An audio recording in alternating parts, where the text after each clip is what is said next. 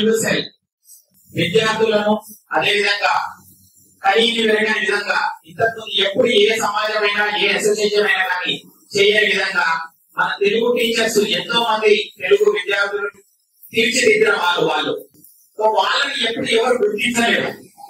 So ఇది ఒక మంచి అవకాశం, వాళ్ళు ఉపాధ్యాయులను కూడా గుర్తించాలా అనే ఒక సదుద్దేశంతో దీన్ని చేయడం జరిగింది. చాలా మంది టీచర్స్ ఉపాధ్యాయులు స్పందించి సార్ ఎక్కడైనా కానీ విద్యార్థులకే ఫెలిసిటేషన్ చేస్తారు కదా, మీరు వాక్ చేస్తున్నారు నిజంగానేనా అనేది డౌట్స్ చాలా మంది. అమ్మ మీకు కూడా చేస్తున్నాము, ఎందుకంటే ఎంతో మంది విద్యార్థులను మీరు తీర్చిదిద్దిన వాళ్ళు మిమ్మల్ని ఎవరు ఇంతవరకు గుర్తించాలంటే దుఃఖదాయం, ఆలోచించవలసిన విషయము. కానీ మాకు ఆలోచన కట్టేది చెయ్యాలి, మన వాళ్ళని గుర్తించాలనే ఒక సదుద్దేశంతో మీరు గుర్తించడం. ఎవరై మాకు ఇచ్చుకున్నా టీచర్స్ ఎంతమంది వచ్చారు? Thank you. దేవాలయం టీచర్ గారు మీ ఊళ్ళే కదా, ఇక్కడ ముంబై టీచర్లని చెప్తున్నాం. అందరికి టీచర్లందరికీ విద్యార్థులు మన తీర్చిదిద్దేందుకు ఉపాధ్యాయులందరికీ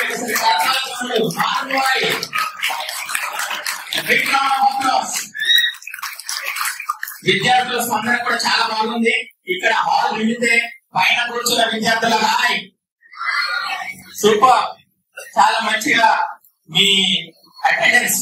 ఎందుకంటే నేను మాకు కంపల్సరీ చెప్పినాము, విద్యార్థులు ఇంటికాడ కూర్చుని సర్టిఫికెట్లు పంపడం కాదు, ప్రత్యేకంగా రావాలా, మీ గిఫ్ట్ మీరే తీసుకెళ్ళాలి.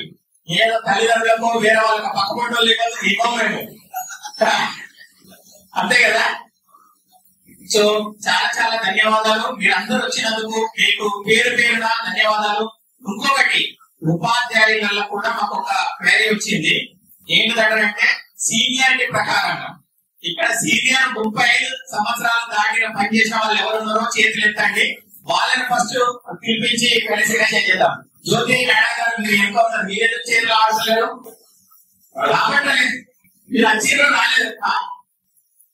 37 కదా, 37. 37 వాళ్ళు ఎంతమంది? ఓకే, ఇద్దరా? సో మనము ఉపాధ్యాయుల రిజిస్ట్రేషన్ స్టార్ట్ చేద్దామా? ఆల్రెడీ స్టూడెంట్స్ మీరు ఆగాలి, అవునా?